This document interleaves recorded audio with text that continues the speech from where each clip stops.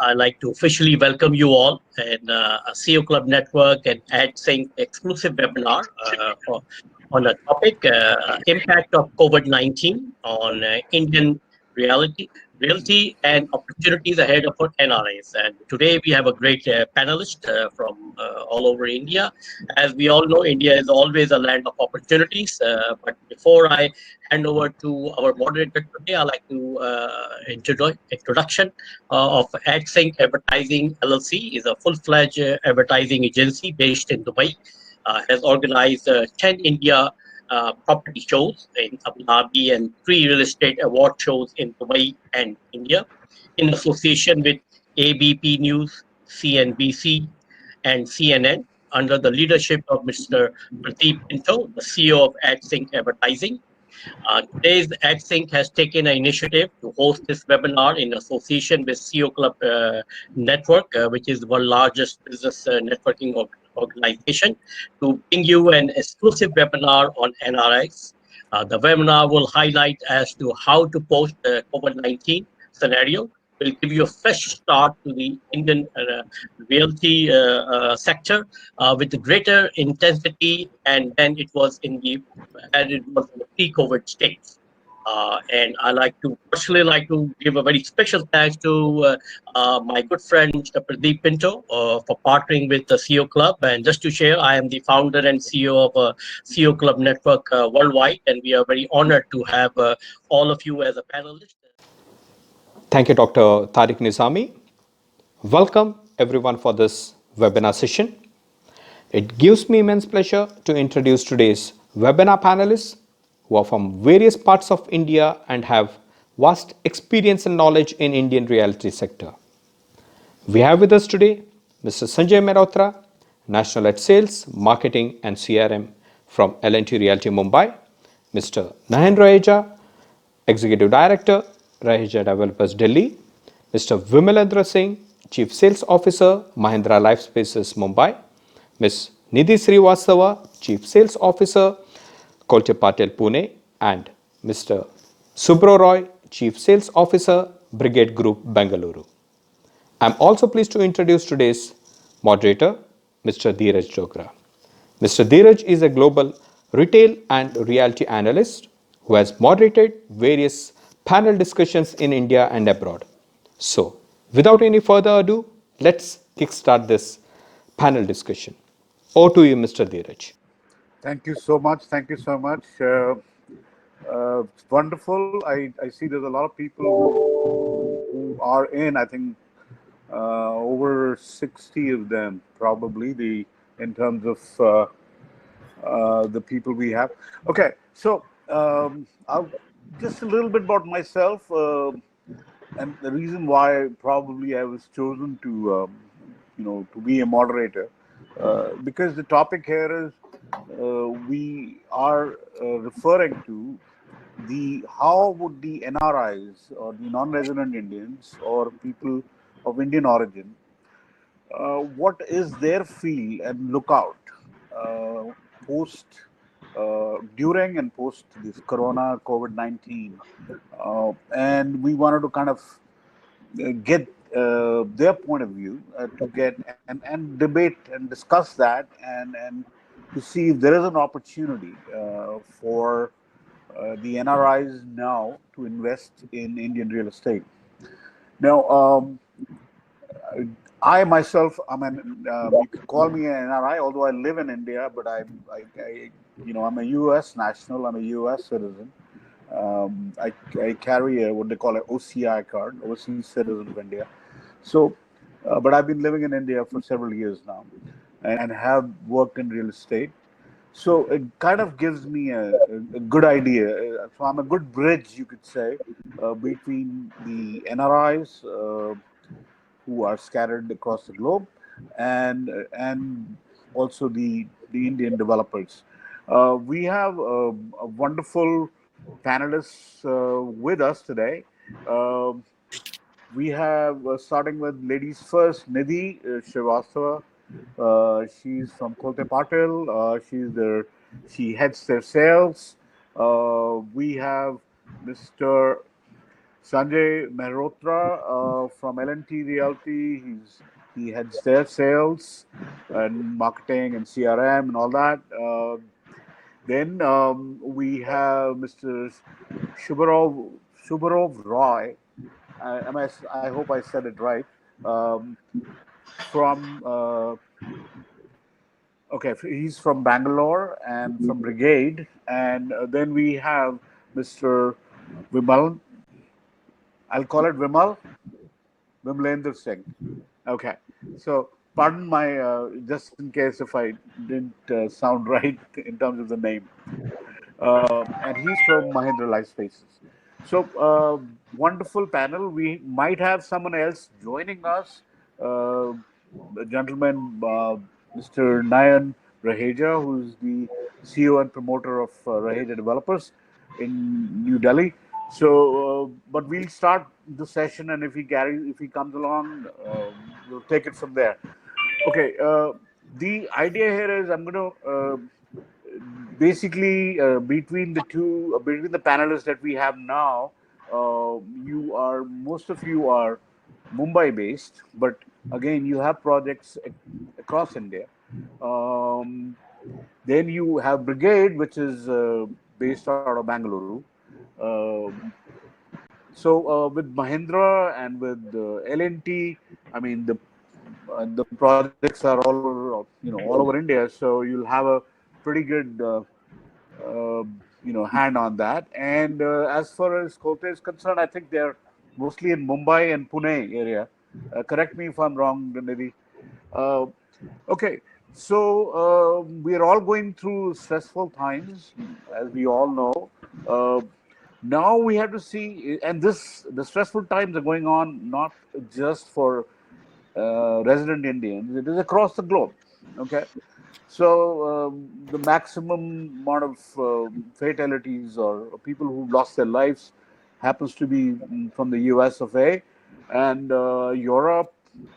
So Middle East is also not left alone, so as to say, from this COVID-19 situation. There is lots of cases there as well. So a lot of NRIs, going through a lot of it's like a turmoil. So let's start with my. I'll start with Sanjay. Sanjay King, what do you think now, because of whatever has been happening? You think the NRIs might be, the current events would accelerate, or they would help, uh, you know, fasten the NRI investment in India? Do you think that whatever current situation is, uh, starting from the rupee, depreciation and loss of jobs and low interest rates? Please give your views. Thank you, Dheeraj. Thank you very much. And thank you to everyone who's on my side, all of you. And good afternoon to everyone who's listening us. Yes, this is a very unprecedented times. I think what about us? Nobody in our family or grandparents, nobody has seen this kind of time ever. That this kind of situation where the entire world will go into lockdown will be experienced by people across the world. And it has really changed the way of life. In fact, the new normal everybody calls today. That exactly what, and so is the dilemma with the NRIs also. Exactly whether I should be staying in this country or should I be going? What are the reasons? And there are very valid reasons for that.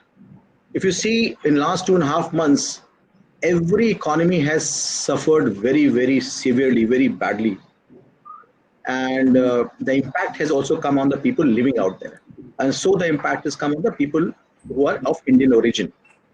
If you see, the whole world is divided as far as Indian real estate goes into 4 or 5 zones. The biggest market for Indian real estate is the Gulf and Dubai, followed by US, followed by Singapore, and then UK and Europe. Now, everywhere the reason of buying people in past have been very different and very categorically very unique. For example, people who are living in the highest amount of sales used to come from Gulf and Dubai. And if I am correct, my fellow colleagues will accept with me, there's 50% or maybe 60% of sales to come from this region only. The reason is this, that people who are going out here, living there, who are not very sure that they will live there forever, and whether they can continue living there, because as per the rules and regulations of those places, they were never given the permanent status. Unlike in Correct. US, where 95% of people used to go thinking that they will never come back. And so was the case in Europe also. Singapore was a little mixed. People should think will stay on because they're technocrats. But there also the sense of uncertainty was there. Now with this event happening, I think the whole things have changed. Primarily because of the economies have started doing very badly. People are very badly hit, and everybody is fearful of losing their jobs and whatnot. Now that has triggered a lot. What should I be doing now? And that is why you'll see that there's a lot of spurt in the, at least in, if not buying, then at least in the inquiries, from those reasons that people are very keen to understand ki, can I go back? Can I look for some property in India? Is there something happening which is worth me? So for sure, I think in last 60 days, I'm sure all of you will agree that there's been a lot of spurt in the demand and the inquiries. And as some of the developers, some of the brands are also selling well. We also have done well in last 60 days time. And the reason is this, that people are not sure whether they'll continue staying there or what will happen. There are job losses. I think not much speak about it. Dubai and Gulf is seeing a lot of job losses. Business is not doing well, and in Dubai, which is primarily a entertainment and a business center, doesn't have anything of its own, is really facing a big challenge. Over 100,000 jobs are on stake. So people like to come back. Reason being is this, that India is looking a new economy. It will do well with lots of people wanting to move out of China. India will get a lot of opportunity. Jobs may open up.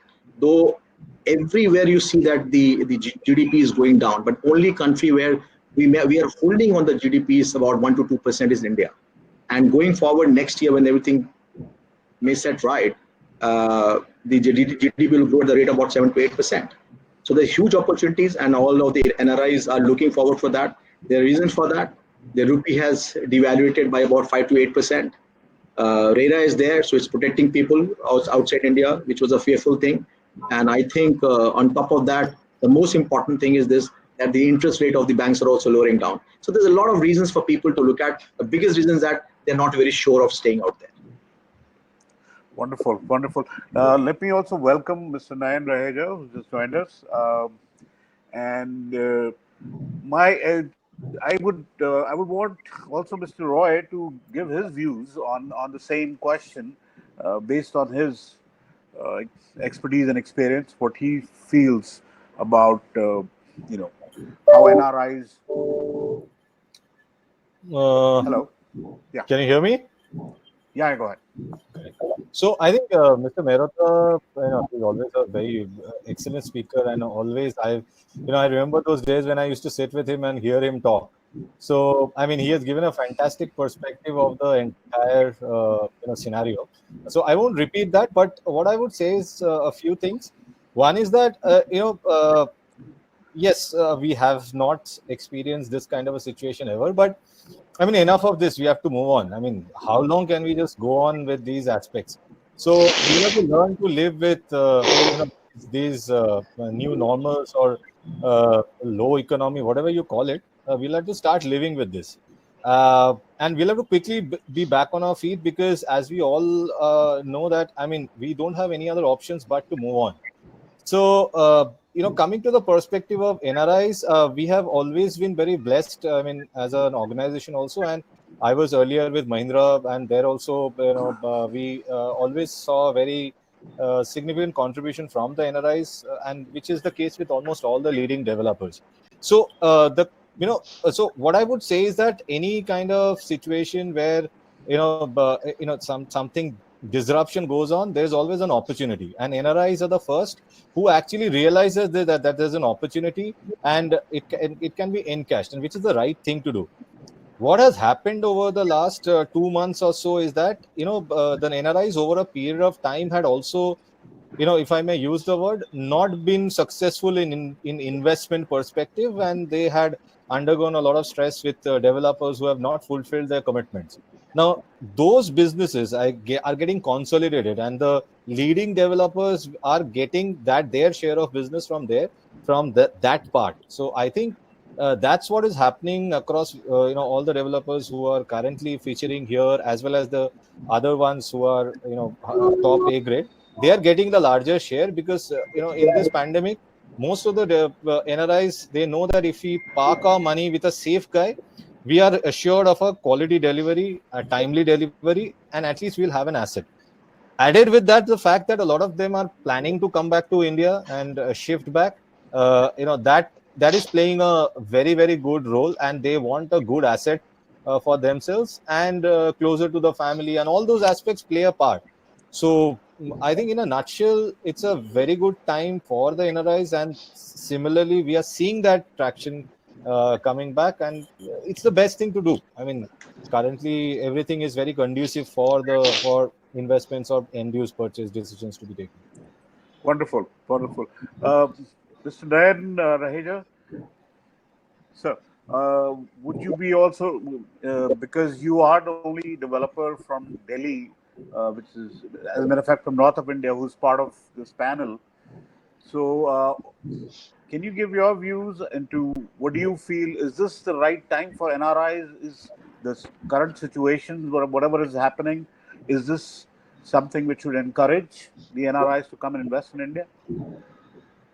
First of all, very good evening to all the participants and all my fellow panel members. I think that a lot of things have already been said, but if I have to talk about the primary reasons why NRIs would have moved out, in the past, and I'm not talking about people who are settled since generations. I'm talking about people who still, reasonably, newer, who moved there in the past few decades. Now, these, whenever people make this move, it's primarily because of the work opportunities and the lifestyle that, these people are, looking forward, for their families. As well as, sometimes they consider it as some sort of a, investment which makes them, move outside, from an asset perspective. Now, having said, all these things, India has also matured over the past, many years under the government, the present government. There's a lot of new laws that have come in to protect the present home buyers or the, real estate buyers, including the likes of RERA and the NCDRC and the, IBC, which protect the rights of all the people. Now, Prime Minister Modi has also spoken about, a new opportunity opening up, and he's stressed on Atmanirbharta or self-reliance of the country, wherein he's trying to promote fresh businesses to also come into India. There is a new wave that, everybody would be aware of a lot of companies that are looking at India as a manufacturing base instead of China. US has already made a lot of statements in this regard. India, needless to say, huge population, huge consumption base, regardless of the fact that there is a slowdown in the economy because of this, which may be in the temporary 6 months to 1 year, it may take a year or whatever else to stabilize back to normal. But if you look at the long-term and stable, robust wave that India is present wave that India is going through, India still holds more opportunity in the long term than the other countries. And along with this, if you mix the devaluing currencies as well as the low interest rates which have been announced by the RBI right now, and of course they need to get filtered on through the banks to the people. I think there can be great job opportunities that India can offer. There can be great investment opportunities from the perspective of commercial returns that can come in. And in case somebody is looking at purchasing a home, there can be a great monetary return from the home loans perspective. So given a mix of all these things and vis-a-vis other countries, I think India does hold promise for the NRIs at this stage. Wonderful, wonderful. Vimal, would you like to also uh, give your views on the same topic. I mean, because that's, I think, the most important part of the entire conversation. Yeah, sure. Good evening, everyone. I think there is not much to speak after the three You have gentlemen to be have a little spoken. louder. Yeah. Can you hear me now? Is this better? A little better, yeah. Yeah, I'm saying there is not much to speak after the three gentlemen before me have already spoken. I think they've said most of it. I would just like to add one piece that I myself was an NRI for close to 10 years. So I've stayed in Gulf, in GCC. Okay. And frankly, while even I was there, this sentiment of nationalism or nationalization had started, which means even if you go to Oman, the Omanization is very strong. Bahrainization has started. Even in Saudi, there's so much of preference for the localites. I think that was anyway going on, and that has become really strong now, given that the economies have collapsed, the oil prices have collapsed, and these economies are not very well diversified. They simply have one revenue stream, and that is oil. So they are seeing a lot of stress, and I know a lot of the people who have lost jobs or who are in the process of getting the pink slips, which is quite unfortunate, but that is a reality. And as Sanjay said, as Shobro said, we are also seeing a lot of inquiries coming up. Now, of course, some of these inquiries have got converted into sales, but there's a long way to go. But definitely there is a lot of demand, there is a lot of interest, and I think this whole sense of insecurity living in a country which doesn't give you nationalization is playing that role. Plus, if you take into account that the interest rates are at historic low, they have got certain savings which they have at their disposal.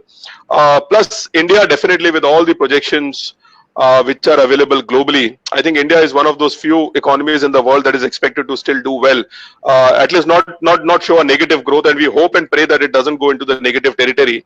But I'm bullish on this, on the economy that we have.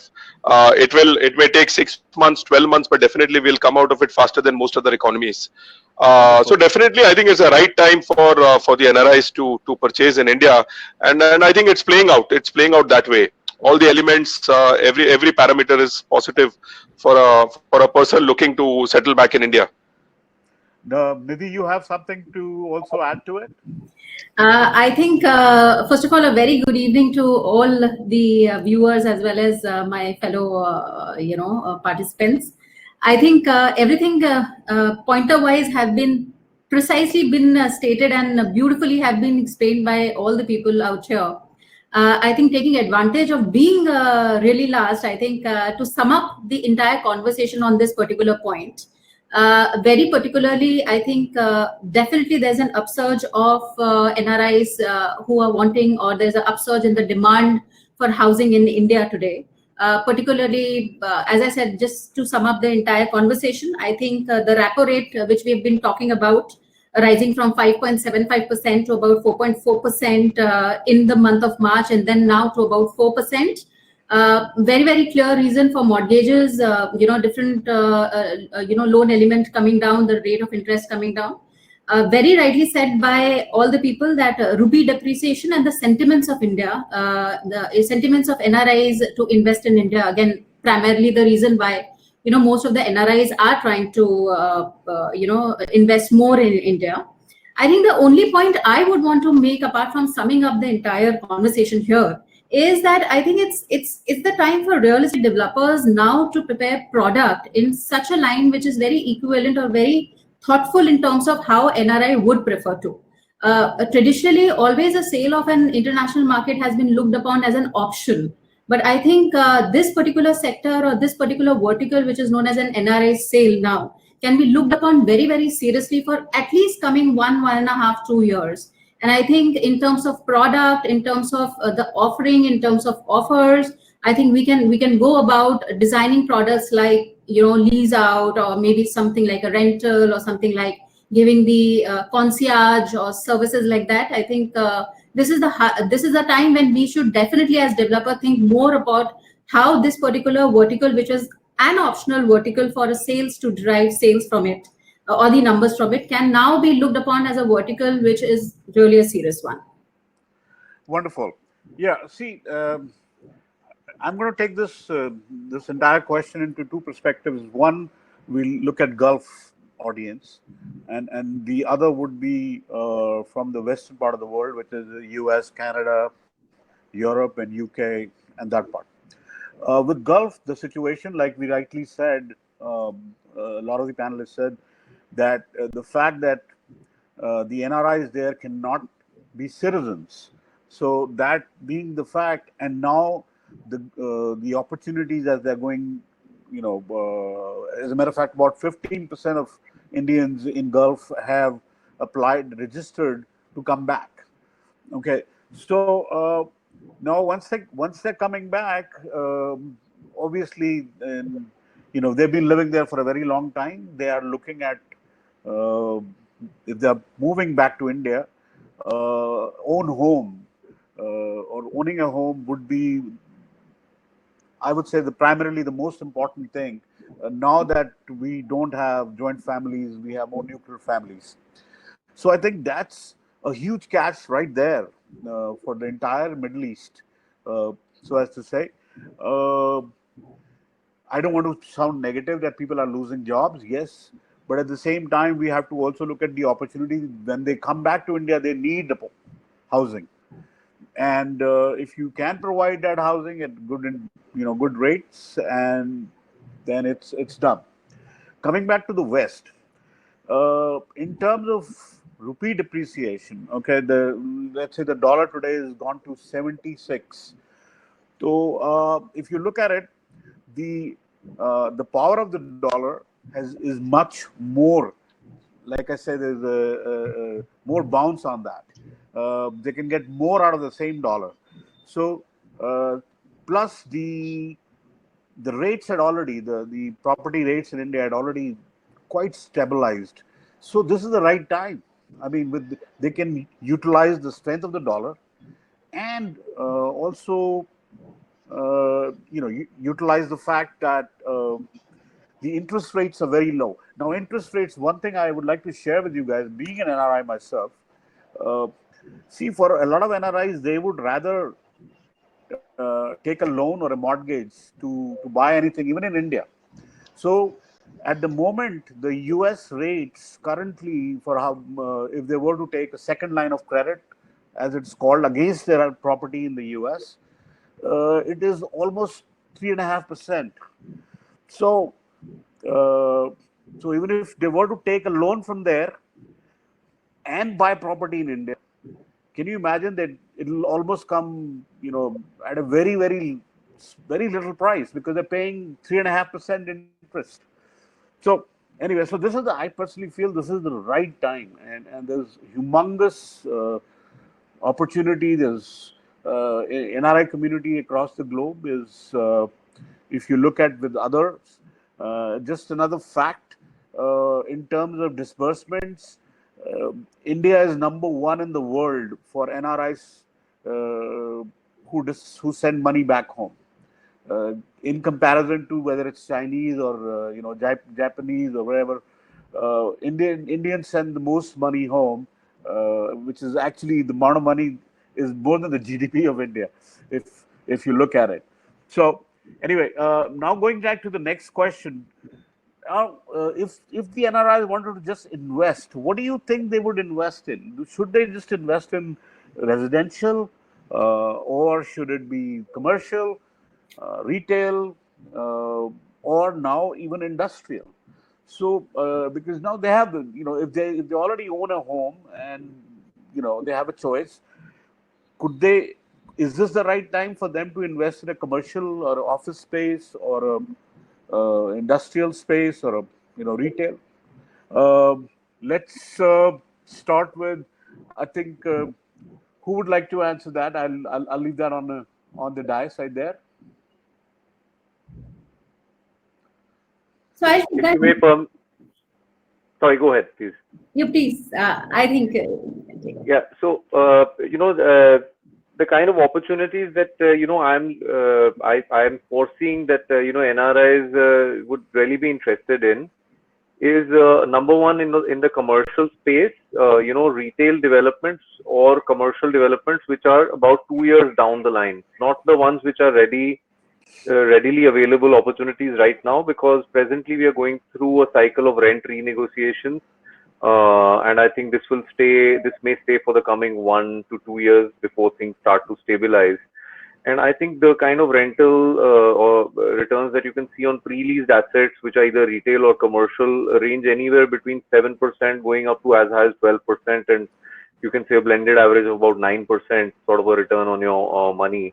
And considering that, loans may be available as cheap as 7.5% for at least a part, of that eventually, it makes a great sense from the commercial investment perspective. But like I said, I mean, this is for projects which are 2 years down the line. Another great opportunity I feel lies in plotted commercial, which is things like shop cum office complexes. The reason I say that is because I feel there is going to be a trend of consumers changing habits or moving partially from air-conditioned shopping malls to relatively low density SEO sort of developments, where they can just park and buy quickly and leave quickly. So I think that there can be a movement that can be seen over there. And no cap. And no cap, yeah. No cap. So, and in terms of residential, ready to move in, we're already seeing a lot of interest, for properties, as well as a lot of people are asking for study rooms or a sort of home cum office setup, so like an additional multi-purpose room, a lot of inquiries for that. And there is another typology which we personally are looking at. I don't think many other developers are into that.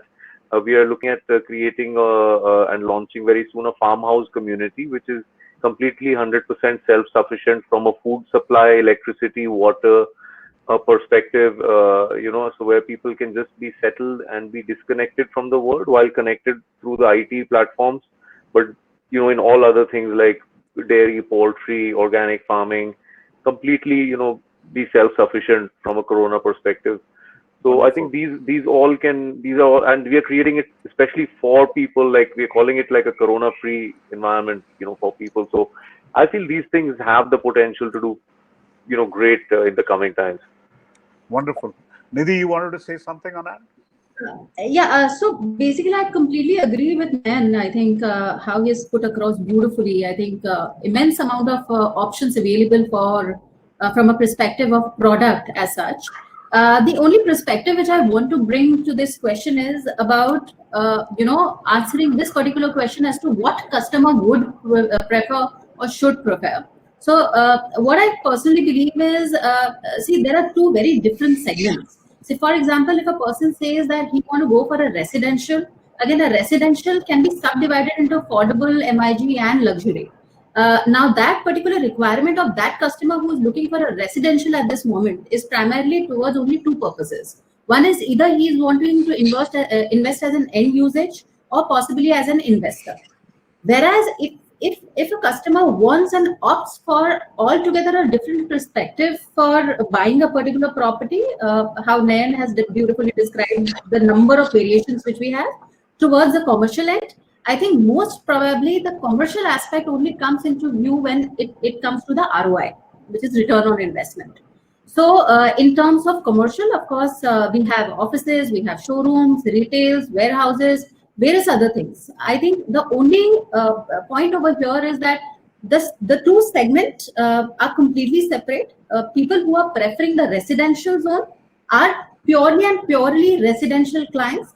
People who are looking at the ROI based investment, residential definitely is not the game right now, because as we all know that the residential rate of return or ROI is relatively a little lesser because of the kind of equations which are coming up in the market.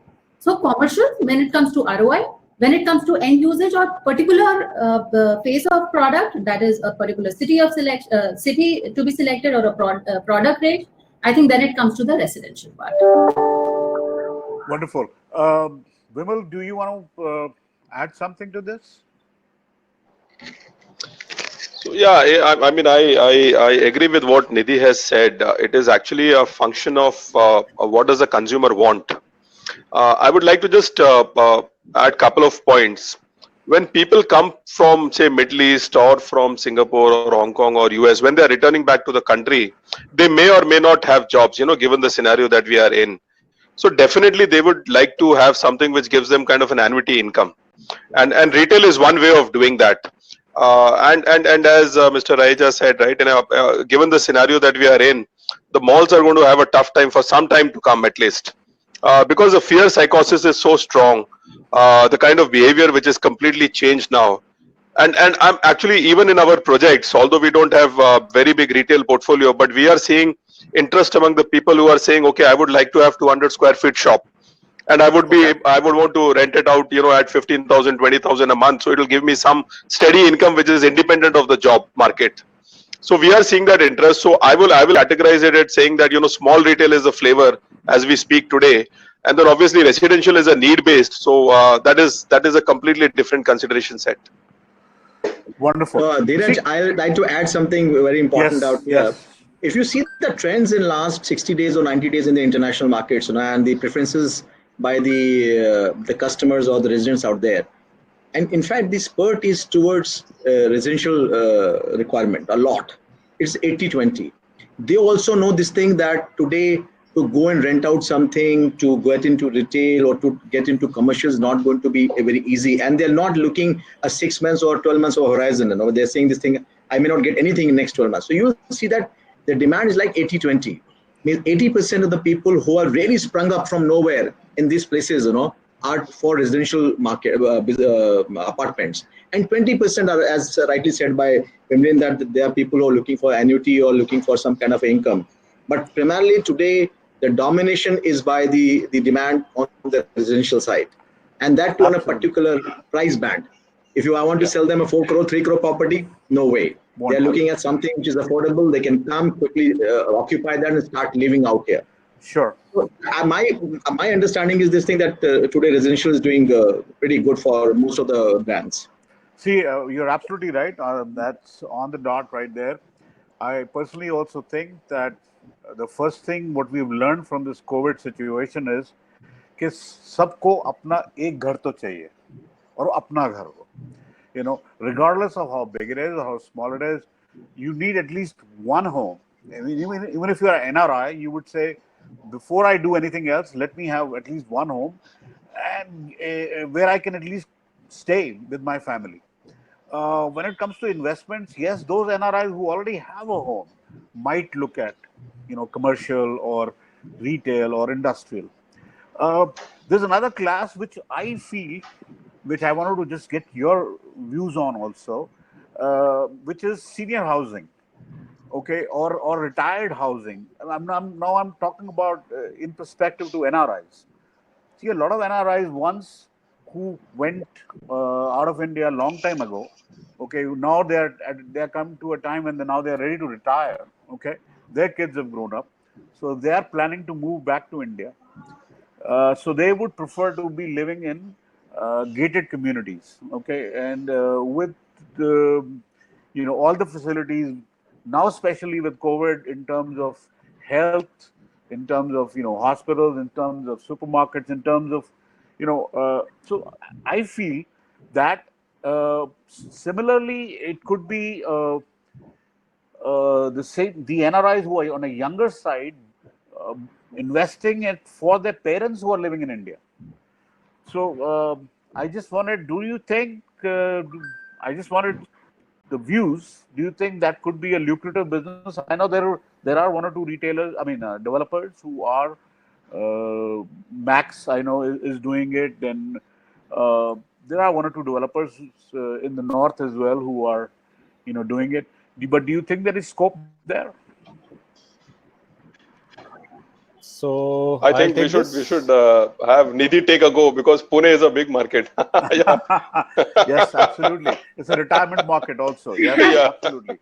No, I think absolutely. I think this is something a very different kind of a concept, and I think my fellow colleagues will definitely agree to it.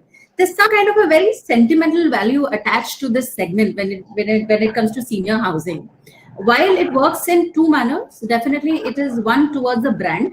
Somehow it gives an upsurge and kind of a very cohesive kind of a brand image. It is also one product which can be looked upon with the kind of urbanization which we have today. with the kind of nuclear families which we have and the kind of open culture which we have, wherein possibly you still want to live with your parents, but maybe you do not want to have the parents maybe living together because of the kind of lifestyle which we have and stuff like that. I think this is an excellent option which gives absolutely a kind of a option for the family to be together without really going away or really harming the sentiments of the family. I think this is one particular segment which should be definitely seriously be focused on how we can bring up this as a concept. So I'll just add is that Brigade, obviously as a group, we have been working on this segment for quite some time, and we have a very unique concept whereby we have the senior living and the younger generation stay in the same project.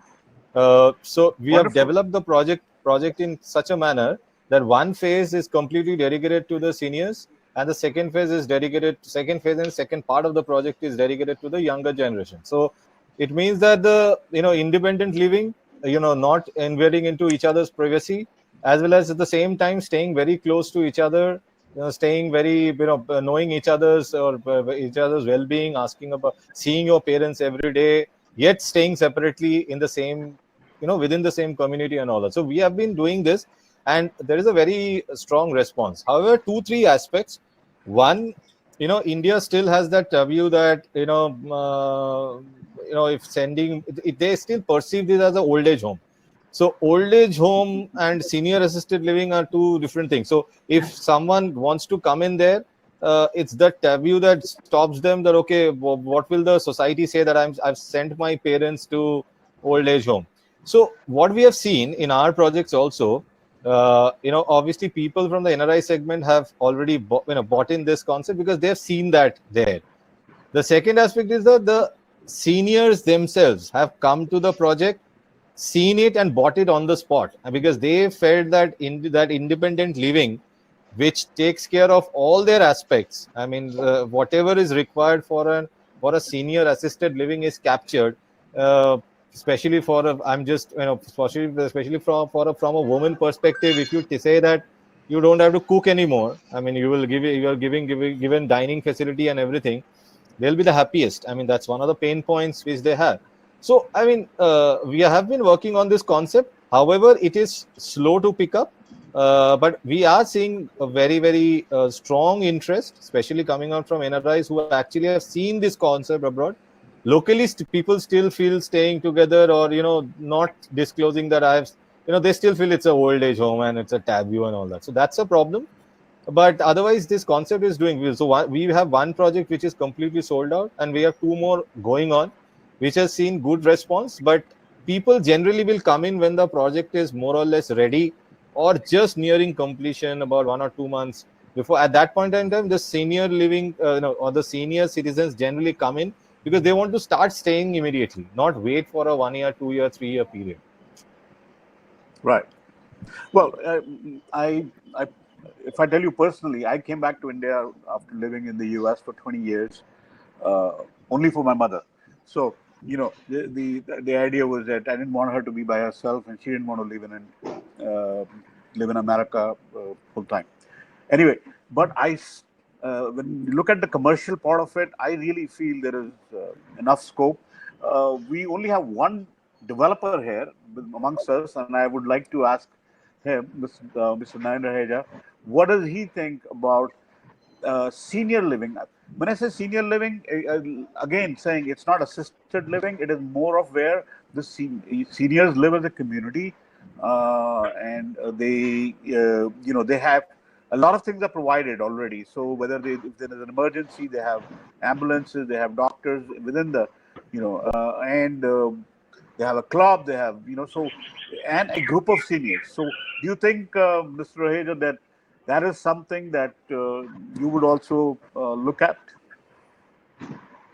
So, very importantly, I think senior living, although I know this forum is, from an NRI point of view at the moment, but I would say that there is no decent senior living. Even if I look at, right now in and around Delhi NCR, there are There are few developers who have been doing it, but there is nothing that I can call out of extraordinary. I think there was one attempt, one very, very good example that I had heard of, which was Anantara or Ashiana. Antara. Antara, Ashiana, okay, that's Max. There is one in Dehradun called Antara. Yes, Antara, which is by Max. That's Max Yes, Group. yeah. So Yeah. I'd heard that was the kind of facilities that they had. I'd seen Yes. seen that closely and studied that one. So that I thought was an extremely nice concept.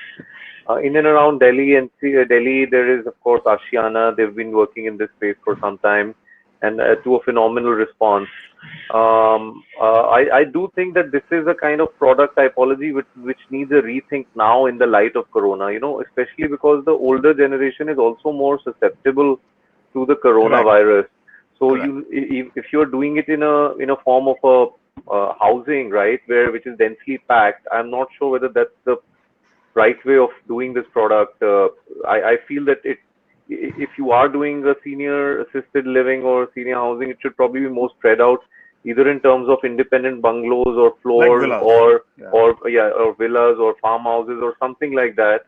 Because you don't want everybody to get 500 old people in one place in a housing tower and everybody gets sick with corona, right? So I think it needs a rethink, and of course I think it can be a great opportunity both for NRIs and especially the Delhi population itself. Dheeraj, let me tell you, sorry to interrupt. Let me tell you, in a few years' time, from a year or two from now, you'll see a lot of upsurge in this area because there's a huge demand, and we also tried. There are some hindrances which we need to overcome, but let me tell you, this is going to be one of the biggest sector in the next 10 years' time. Yes, I feel the same way because, like specifically when I said NRIs who are now much older, who went in the 70s or early 80s to countries, whether it's US, UK, or anywhere in Europe, wherever. Now they want to come back and they want to, the kids are grown. Now they want to come back to India and settle down, but they want all the facilities. So I think. So if I may just may add that all these developments cannot be high rises. It definitely, when all the developers who are working of it will all be low rises and low density. However, what we have seen is that this community doesn't want to stay far off from the city or facilities and all that. They want all the facilities within the city, and yet they don't want a very large space. They are content with a 2 BHK or a 1 BHK because they don't want. They want the cozy living, but all the services which you have mentioned.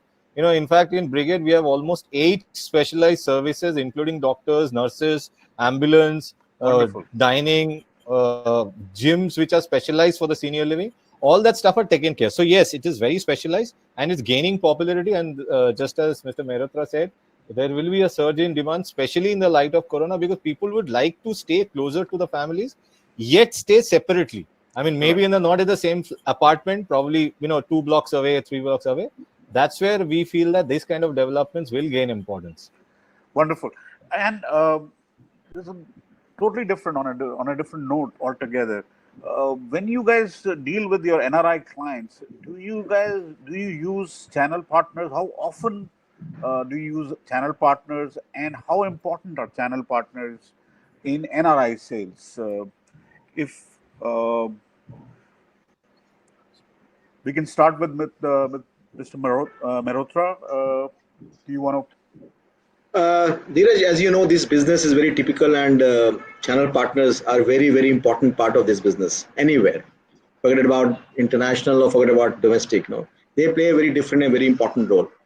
And I don't think so any other brand can say no, I don't want to be dependent on them. I could do on my own. I think that's not a right statement because they are extremely well connected. And let me tell you one thing. Our study says this thing that many times customers feel this thing that he will be able to get far more better information about the product that he's looking at through this gentleman. And if he handholds him, he'll be able to do things much different way than going on his own. So in the international market also, we have seen this thing, channel partners do help. But there are many other ways in doing business out there. For example, if we have about 50% in this country, in domestic market, we have about 40-60 in the international market.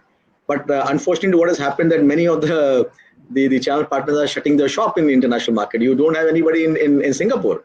In US also, I do not know, my fellow colleagues will agree with me. There hardly any. There used to be about 5-10 people operating about 10 years back. There are hardly any people today. Yes. So though you like to have channel partners because they will help you, they allow to reduce your cost. Otherwise, you may have to have your own operation, your own offices, or people have to travel there and be stationed there for some time. But if they are there and they can help you, I think most of us will welcome them. Now, how do you think digital technology now, okay, with the current state of affairs, whether it's augmented reality or reality or artificial intelligence or any of those things which are just coming up, you think these can be in terms of prospecting NRI customers, because that physical distance is there, you cannot change it, okay? Do you think that can help? Dheeraj, let me tell you that it's a very small window that we have experienced, that dramatic change. But if I ask all of the young, my fellow colleagues out here, they'll agree that there is no way out. Today, can you tell me that, can you ask any customer to come to you? Probably not. So you're compelled, and you are unearthing a lot of things, and you're feeling this thing. No, this is the new way I can do business possible. Though we are not sure that how much business you can do, but this is evolving. And I think this 60 days has given a lot of learning to all of us, especially to us, that this may be a new normal where you like to do business that way, because it has got advantages also. It has got a cost advantages, a lot of cost advantages. You can reach to people faster.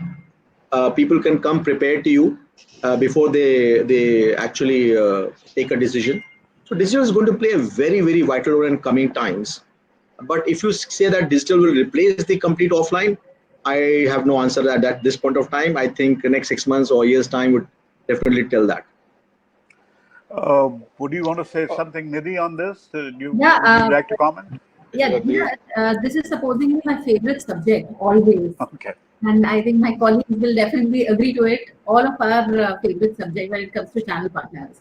Well, what I want to quickly put across, and very rightly put by Sanjay ji, I think, per se, real estate is a product which is very tangible, which means that still it holds a lot of sentimental value. Now, this is in context of typically the NRI sale which is happening. Now, earlier, we all know that there were only two ways in which we used to approach the NRI sale. I think all of us, it's not about a particular brand, whether it is Colte Patel or whether it is Brigade or whether it is any other company today. But I think we do sell only in two manner. One is the direct sales and one is the channel partner sales. Now, while direct, as Sanjay ji rightly said, that it has many variations to it. It has online, it has your emailers and stuff like that. Channel partner right now for an NRI business becomes extremely vital. The reason is very, very simple.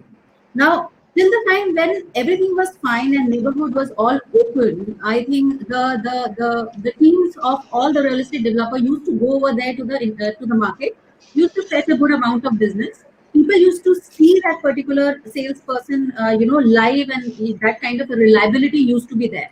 Now, what has happened is suddenly, because of the neighborhood restriction, that is, we would not be able to commute so much. What has significantly happened is, still this product becomes a product which is more like a tangible product. Every person would want to see that product once. And if a person or a customer is unable to see that particular product, at least that particular product needs to be purchased with somebody who is virtually, I would say, who is actually there. So, which means that reliability in form of tangibility. Now, who is tangible, or I would say who is visible? It is a channel partner. In case if you are online sitting this side, still you are a very invisible person, which makes a sale very, very difficult for any individual to do it. While I'm sure all of us will agree over here that we would love to do a direct sale because of the kind of margins which we have, which with the kind of the top line and the bottom line which we want to achieve. But fortunately or unfortunately, of course, channel partner holds a very significant role in influencing and act as an influencer for the customers at this moment. Sure.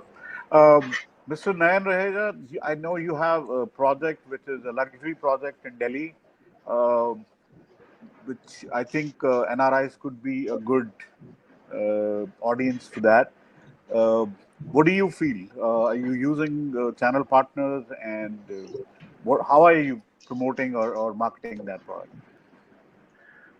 So actually, I mean, it goes without saying that we are using. I am yet to come across a company which doesn't work with channel partners at all. I mean, I don't know who that doesn't work with channel partners.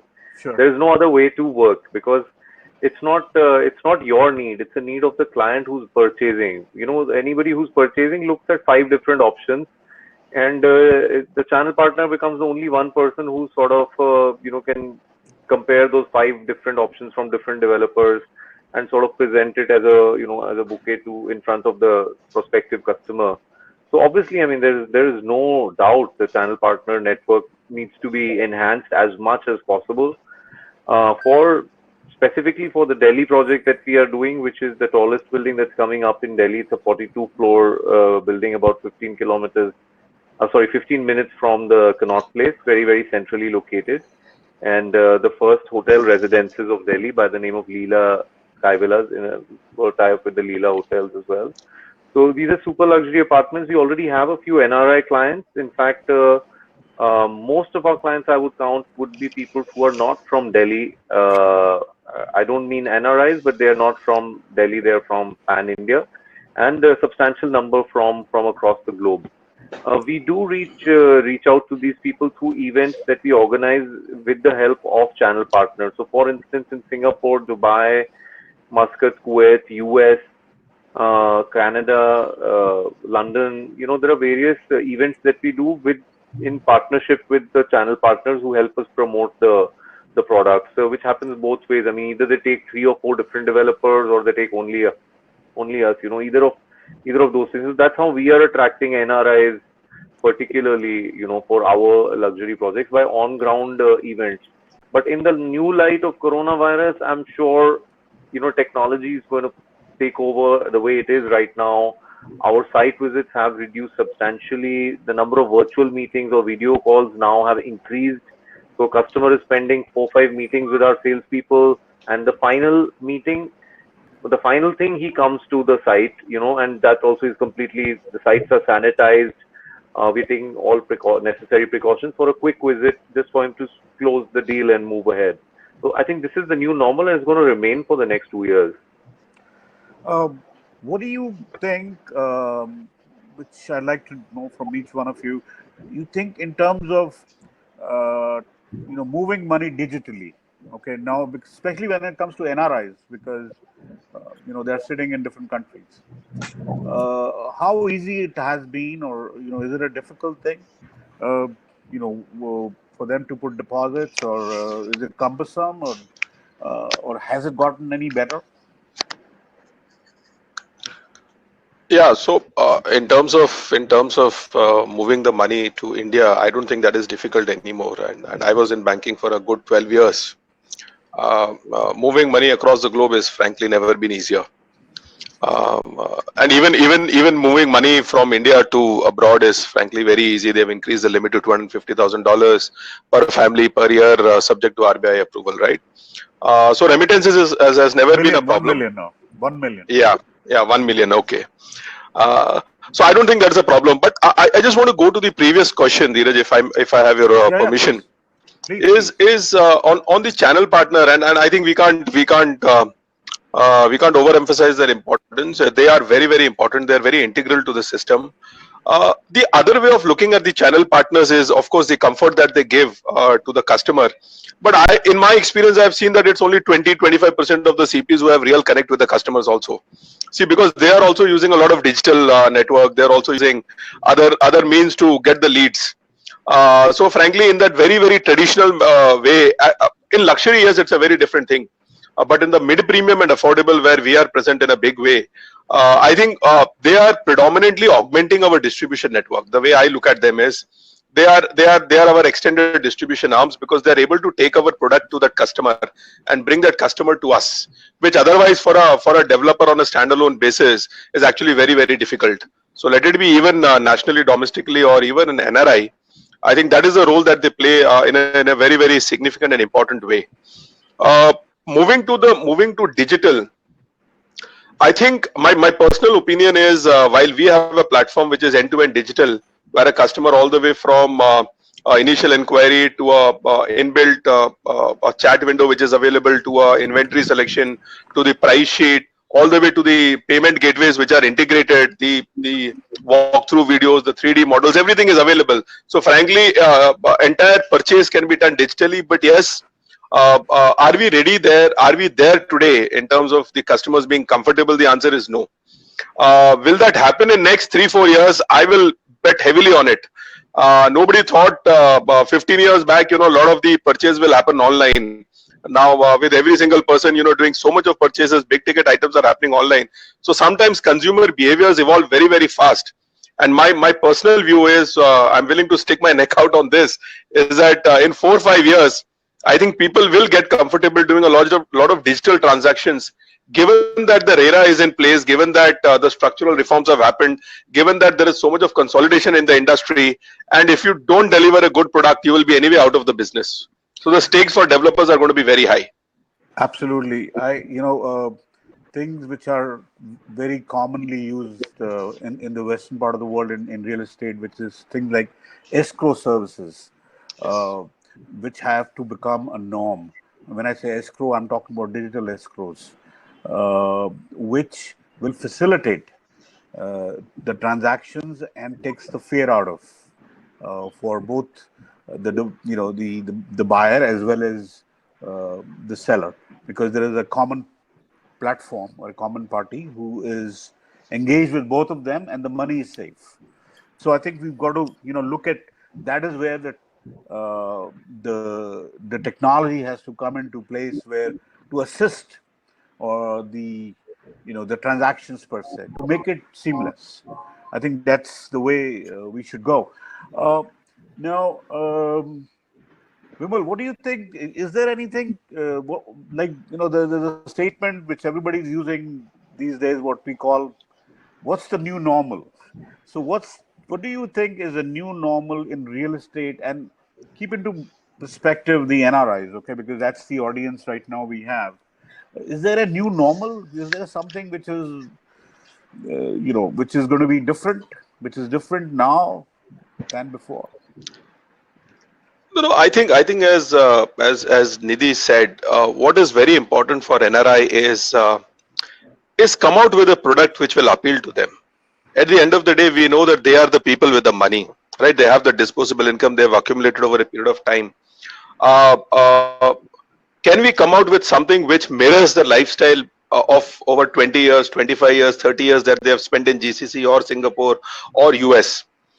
If we are able to, do that, I think I think we will see this particular segment booming, because the way the things are happening across the world, you will see more and more people coming back to our own country. They will return back, and they will obviously need a high quality housing which caters to the lifestyle that they're used to. You have stayed 20 years in US. I've stayed 10 years in Dubai. Trust me, that first 2 years are actually very, very difficult when you come back from there. So I think it's more like a culture shock for a lot of the people returning back. That is where I think as developers, we need to think, we need to plan, we need to give them the product which they really want. If we are able to do that, I think rest are all market factors in terms of pricing, in terms of payment schedule, that will be taken care of. But I think product is going to be the king. Anything else anybody would like to add? I would like to add, I mean, as a new normal, I think as a new normal to continue for the next 2-3 years, I think one of the fundamental changes that, we have already started doing, on the sites is, we have like these show flats or experience centers. So there is a lot of, the sanitization, social distancing, no serving of food, tea, coffee even, is not happening. And I don't think that's going to happen for some time, because people are just not accepting it. And I think that is one of the biggest changes that we are seeing, that, very, very heavily sanitized and controlled environment for the interactions with our channel partners and our prospective clients. So that I see as a new normal, and I think this is going to remain for some time. The next new normal that I'm seeing is, a lot of the video meetings and video calls. I mean, For example, I don't think anybody here had done a video meeting till about 2 months back. And after the lockdown, I think we are doing 4 to 5 video meetings every day minimum, right? We've learned how to use Zoom and Teams and Skype and everything now we know. So I think now the clients and everybody's gotten very comfortable with this.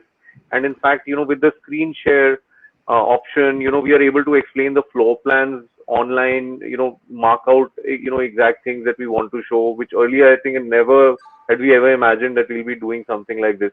So I think a lot of reliance on technology is the new normal and will remain. And somewhere I also feel we've become comfortable with this. Even if coronavirus was to be defeated, I think largely I will like my company to work in a more efficient manner, the way it is right now. So yeah, these are 2-3 things that I feel are happening right now. So, Sanjay, what do you think? Because coming from you have a tremendous background in terms of whether it's FMCGs or other products, and now real estate, almost a stalwart there. What do you think? Is there going to be anything in terms of a new normal? Well, I think whatever my fellow colleagues are sharing out here is true actually.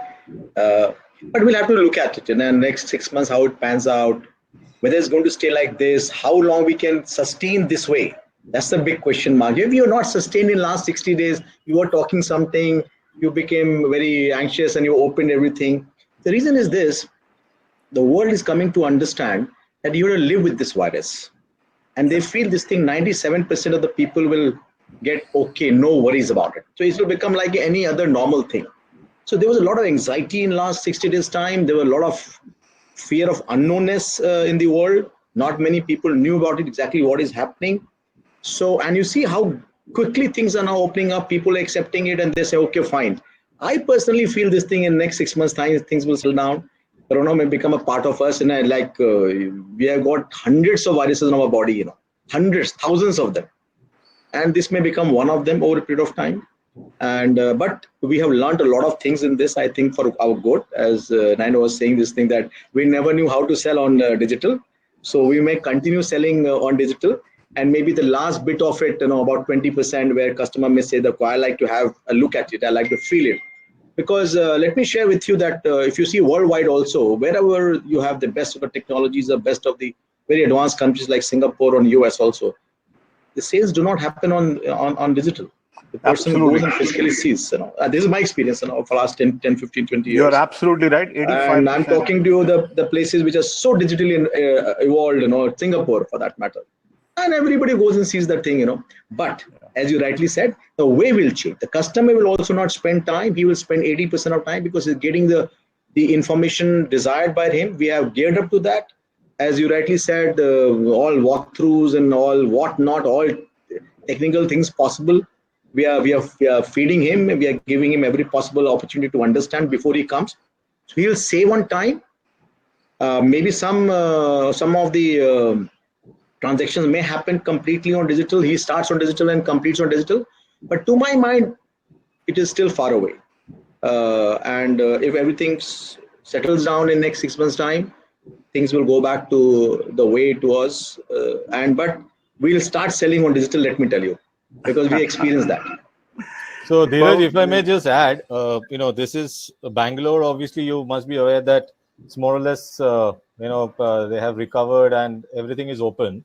So I'm just sharing a few, data points. I mean, the site visits are up substantially over April. And you won't believe our sites are getting about 180 to 200 walk-ins last month, individual sites. So, I mean, we never expected, believe me. We thought that site visits will still be hovering around 80 to 100. In the large selling fast selling project. So you guys can't work from home. Our sites are open. Our sites are open since May 7th. May 7th, Bangalore is open. Sure. So what I'm trying to say is that, having said that, what everyone has said, and I if I just wrap it up in a very small nutshell, that most of the conversations will happen digitally.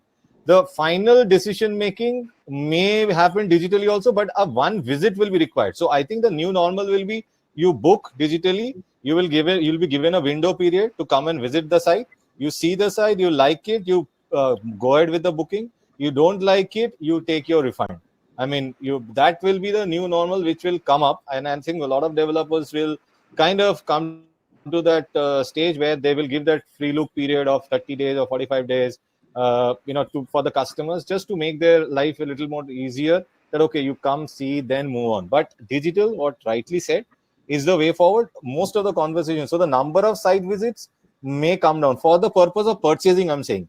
So for the earlier one client to choose an apartment and then decide would have come 3 to 4 times. Probably that will be 1.5 times or 2 times max these days. Dheeraj, I would just want to quickly point out at one larger thing. I think while we all are over here on the from the side of the sales, I think what I feel is still we are very, very far from something like a normal state.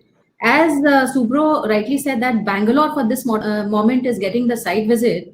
I think Delhi, Pune, or Mumbai at this moment can't even think about a site visit. That's absolutely obvious.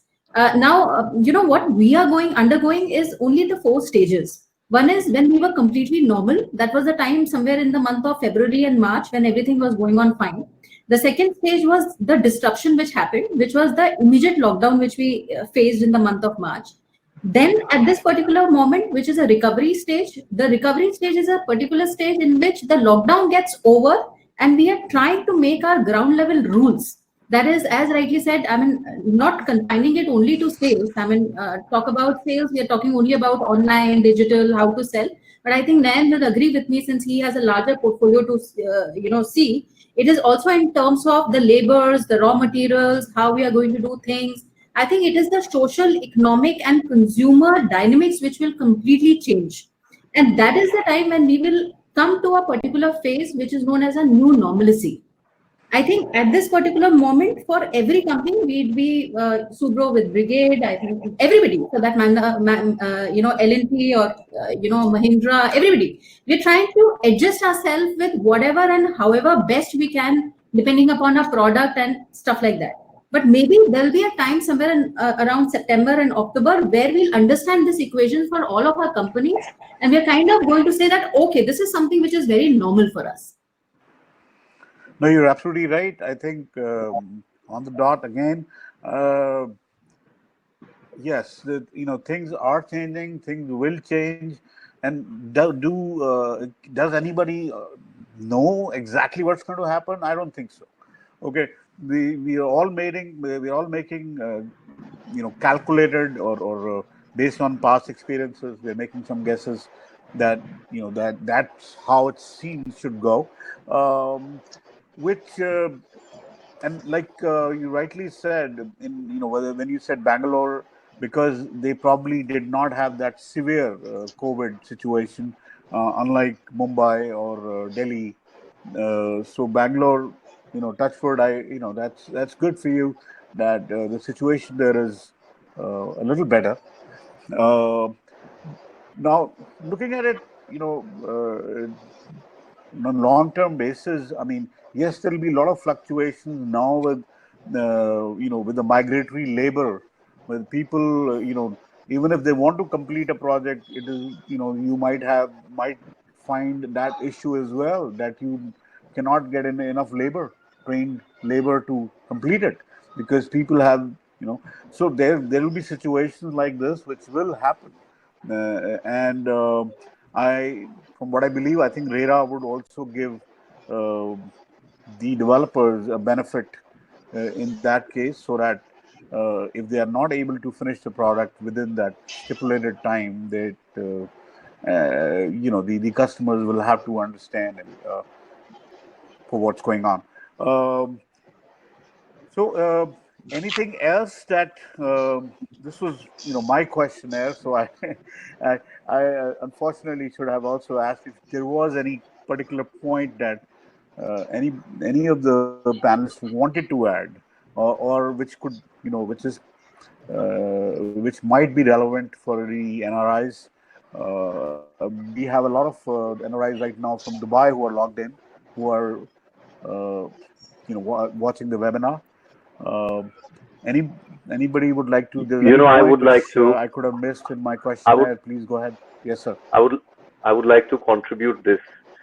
The NRIs are some of the sharpest Your minds. voice. Oh, sorry. Can you hear me now? Yeah.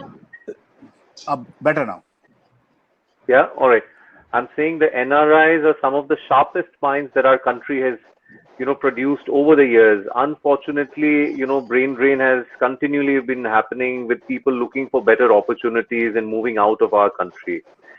I think if there has been any time for these people to come and, share that knowledge and, bring up their country, it's probably now. The kind of opportunity that India has with the kind of, feeling that's emerging within all people, including us. Somebody was asking me the other day, that, why don't we buy this or that, some building material from China? I said, I'm not buying from anywhere. We need to find out our suppliers from India itself.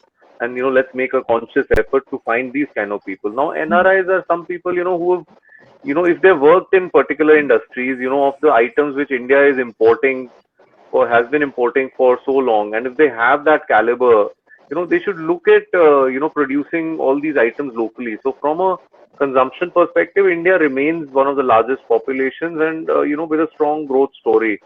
So I would say that there can be great opportunities here, with this kind of patriotic color coming to things. And this is from a work perspective. And I think if that starts happening by its own, things, it can be a major contributor to at least India taking the next step, into the future and moving ahead. So, yeah, that's one small, I know it's a political point more than a developer's point, but I see a great opportunity from their perspective, from the NRI's perspective as well here. Anybody So else? if I just put in my thoughts is that I've been working with the NRI segment for quite some time, and I agree with Mr. Raheja that one of the best minds that we have there. Unfortunately, what we would like, what we would have seen is that while it comes to property, they're still a little gullible, and they run after the returns, and probably higher returns lure them, and that's where they have made some in the wrong decisions in the past. So my suggestion would be always to choose the developers correctly in whatever market.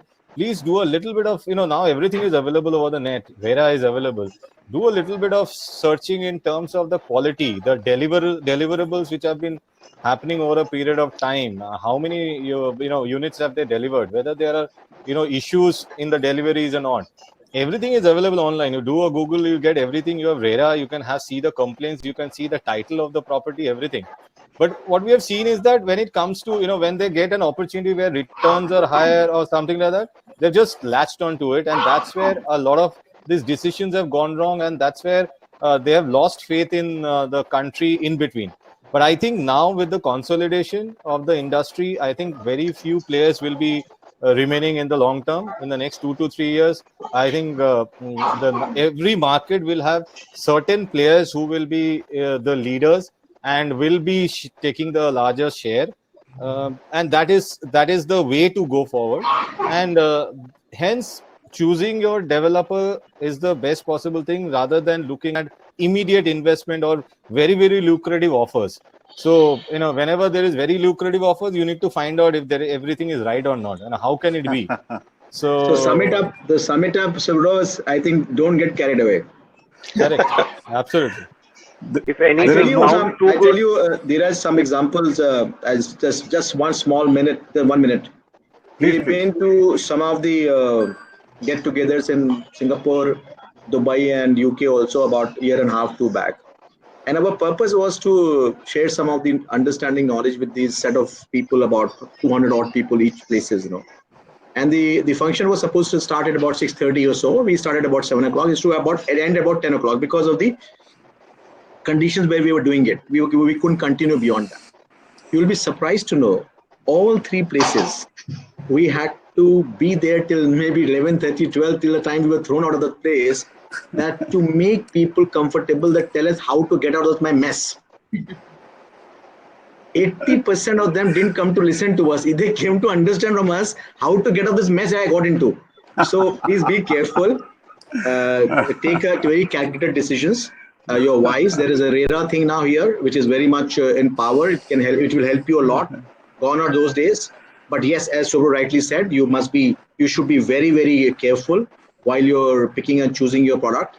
And the money is very, very dear and extremely earned hard. So do your homework well, and obviously you can choose the better brands which are available here. That's our suggestion. Okay. I'm going to just see if there'll be probably questions from the audience.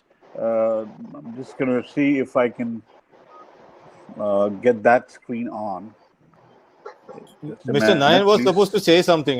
He was just saying something. If he can. No, I was just. Please. I was just making a very small comment. No. Go ahead. Since everybody was, I was Please, just saying if it sounds too good to be true, then it, you need to probably be suspicious of it, right? Absolutely. Yeah. So I mean, there are like things like 15%, 18%, 24% returns on commercial properties. Oh, that's all nonsense, right? I mean, anybody can see through that. I mean, just people need to be careful about this kind of. No, but clearly, Dheeraj, if you see, there are two segments of customers in NRI. What Subhorov is telling and what Mr. Sanjay said is basically people who are purchasing their second home, third home, fourth home, and investing for investing. Is a different segment altogether. Then there is a big, vast population which is looking for their first home. Correct. And being having spent there and understanding their psyche, there are always these crisis opportunities which NRIs typically, because of psychologically, want to tap. Let it be an NRI bond which was issued way back prior to 2000. I was there. Let it be the Lehman crisis. Let it be the demonetization that happened. Let it be anything. So I think many a times they look at the crisis at home as an opportunity to make some returns, and I think that's what everybody here is trying to say. Don't get carried away. I think if you want to purchase a house, not for the investment, but essentially for the self-use. Otherwise, you will always land up in trouble. Yeah, Vimal, and the fact remains that while you're true, at the same time I've seen people buying houses where they are giving said, okay, I may not return. So at that point in time, if I can get back my money, it's good enough, na? So 10% laga or 10% return, so aapka 100% return ho gaya. I mean, all that stuff has been going on. So I was just saying about that. Yes. We have to remember there are no free lunches in the world. Okay, if something seems to be too good to be true, then it's probably not true. So free mein koi kisi ko dhakka bhi nahi deta. So we've got to look at that. I mean, so it has to be reasonable, and if you feel that is they're just luring you into a pit, don't fall into it. I am just looking at a few questions. I have somebody, Mr. Amit Puri, who is from Dubai, who would like to know that he's looking to invest in Bangalore or Pune. If he gets a good deal, can we have choices right there? We have a gentleman here from Bangalore and the lady here from Pune. If they can answer, we have Nidhi always answer and Arvind. What is the I don't know. Okay. So while I think let me not make this as a sales and marketing forum, but as it's very. I mean, we're extremely happy that for your interest in Bangalore as well as Pune. I think what we can do, Dheeraj, is I think Pradeep or anybody can just get through the contact details of the concerned person, and I think me and Subhorov can kind of forward all the details for a so-called good offer to our respected audience. Well, isn't that great that you're getting a sale right here on a webinar? Somebody who wants to buy and who's saying, "Are they ready?" And the person is based in Dubai, so that's a welcome sign that people are interested. Well, except that Dheeraj didn't hear what we said earlier. don't look at the offer. Okay. See, a lot of people are also looking at who have questions in terms of looking at returns in commercial, and they're saying if they can get something to the tune of 6 to 7% in terms of returns, they would still. This is Mr. Richard D'Souza who has that question, who wanted to know if there are products. I'm sure there are products, and I'm sure all of these developers right here have products that can give. I think 6 to 7 is for commercial should be okay kind of a rate. Correct me if I'm wrong. Can I just add to the person's query? Can I respond to the person's query? Yeah, please. So typically in the commercial market, the rental returns are ranging between 6%, or you can say 6 to 7%, and goes up to as high as 12%. Even 12% I count it as on the higher side. So there's a higher risk always element. Typically 6 to 7% comes from a property which is a ready property and pre-leased. You can say the return sort of comes down as the risk comes down. And if a property is slightly away in the future, right, that number keeps increasing. So like 9%, 10%, 11%, 12%.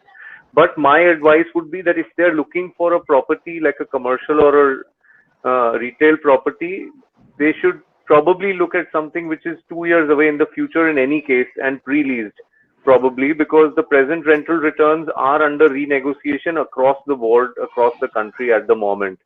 So अगर commercial खरीदना है तो 2 साल बाद का under construction लेना चाहिए.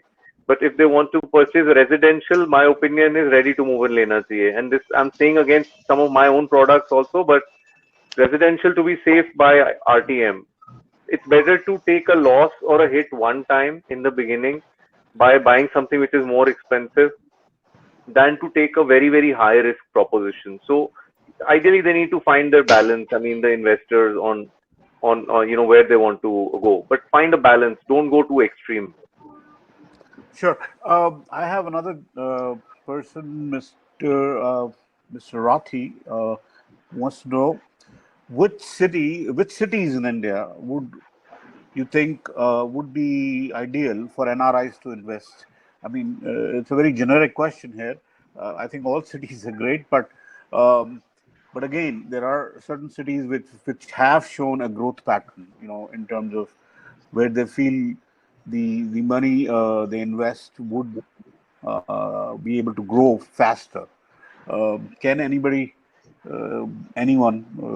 add So I'll to take it? that.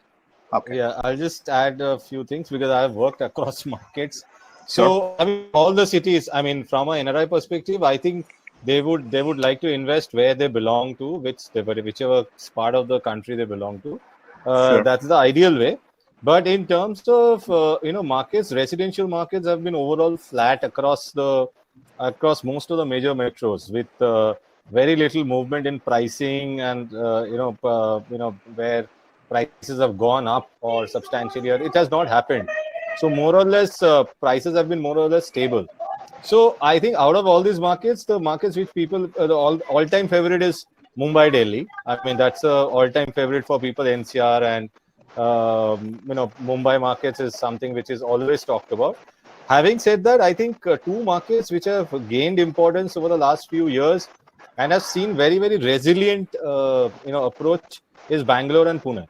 I mean, both these markets have seen very good absorption because the prices are still very reasonable, and you get very good quality developments at very reasonable prices, which was a shocker to me when I moved from Bombay to Bangalore about 7-8 months back. I mean, the quality development, the kind of developments they offer at 5,500, 6,000 rupees is just amazing. So, so that way, I feel these are the two markets which people can definitely look in from an investment perspective. price appreciation, whether it will happen very sharply, no, I don't think so. Moderate growth is something which people can look at it, but otherwise, all-time favorites will be Bombay and Gurgaon that way. But the markets to look out for will be Bangalore and Pune. Anybody else that would like to add? So I'll just add a little bit of to what Subhorov said. I think, Sure. as he rightly said, one is the ROI, that is in case if you're looking at the return. Also, what income would you want to invest? Whether you would have a range depending upon the affordable housing, maybe very low investment if you're looking at something like a 20 lakh or a 25 lakh, still like a basic infrastructure. Pune might be a good place. Good investment if you have in hand and good return, Mumbai can be a market. Both balanced, Bangalore can be an excellent market as well as the Delhi market. So it also depends upon how much quantum are you looking in terms of investment at the initial stage. So Dheeraj, I've got a slightly different view on this. Well, I know that the gentleman has asked about the kind of best investment. But being an NRI and investing in India, while some of the markets or cities are very obvious, and as Mr. Raheja said, the higher the risk, higher is the return. So frankly, if somebody is pure play looking for a return, it's better to go to a tier C city, which is expanding very fast. Then upside potential is there. But what he should not forget is it is not easy maintaining or managing a property in India basis only for investment purpose if you're going to a higher riskier location when you're not physically present there. So from that perspective, one has to compromise on returns and look at safety. And if you're talking about safety, you have to be in urban areas. Now, whether you take Bombay or Pune or Bangalore or NCR, Gurgaon to my mind is also a fabulous location. So that's a very open-ended question, and I think that is something which one individual will have to find. Yeah, there is no easy answer to that, Dheeraj. I know. Yeah, there's no easy answer to that. Yes, but if you see historically, I think Mumbai, followed by Delhi, even Gurgaon for that matter, as he just said, Bangalore is often started very well for last 2-3 years.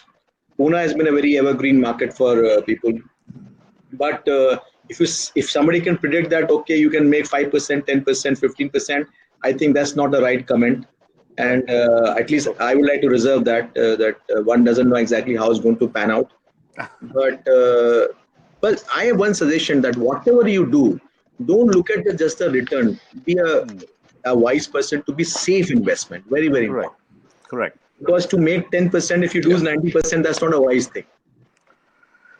Okay, I'm going to be a devil's advocate here, and I'll ask a question which another audience, somebody from the audience has also asked, and I also wanted to know. Because of COVID and the fact that now there will be delays, there could be delays and there will be delays. They want to know that I hope the developers don't use that to delay the projects.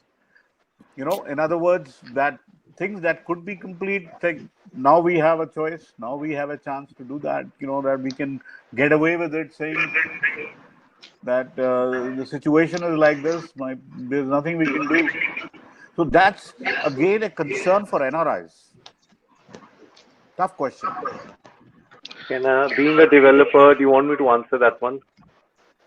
Yeah. So, the first thing is, I mean, it's being made to point out as if, developers are getting some kind of a fun out of delaying projects for consumers, or, it's like some sort of an entertainment factor for us. Or, nobody wants to delay projects at the moment, at this moment in time. If I, start ranting about the kind of challenges that,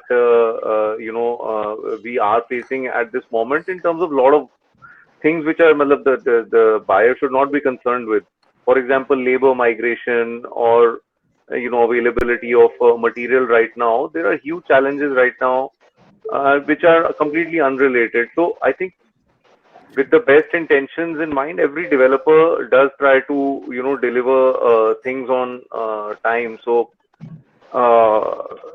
I think RERA has also made it pretty clear. I think in Gurgaon we are talking about a 6 months to a 9 month extension from a timeline perspective. And if RERA is saying 6 months to 9 months, they are taking it as a net weighted average across all projects. And that is the same thing that will be applicable. As the gentleman may already be aware, for any delay beyond the RERA submitted date, there is a MCLR plus 2% penalty to be paid from the developer side to the purchaser in any case. So there is an extension, and there is a pretty straightforward and established norm that the government is following. So there is no need to be confused, and the developer cannot decide that I'm going to delay it by 2 years or 5 years. So it's going to remain, and whatever happens, it will happen for everyone. The industry is in touch with the ministry, with the RERA, with as well as the consumers, everyone. So whatever number gets decided, whether 6 months, 9 months, 12 months, is going to be across the board and for everyone. Perfect. No, you're absolutely right. It is not intended. Yeah, go ahead, Nidhi. Yeah, so just to add to what Nayan said, I think wearing the CRM head cap, just a very quick one, never to forget that developers' final amount on the collection part is already been positioned. This is another problem. The sooner you give me the suggestions or the sooner the milestones on construction comes up, the sooner the revenue realization of the company happens. So obviously, the clock is ticking on our... Sorry, Nidhi, I think there's a lot of disturbance. You're not able to hear you properly. If everybody who's not speaking can mute themselves, it'll be very good. I think, is it slightly clear now? Better. Yeah. Yeah.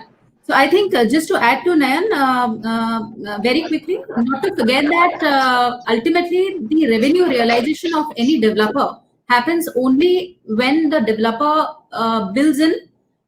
Possession is a very, very integral part, because obviously till the time we give you the possession, we would not be able to realize our entire revenues. So as the clock is ticking to you, it is ticking to us also. For us also to have a revenue realization, it is very important to have the construction done on time as well as the delivery on time. No, you're right. See, the reason I asked this particular question, and somebody else wanted to know also, was,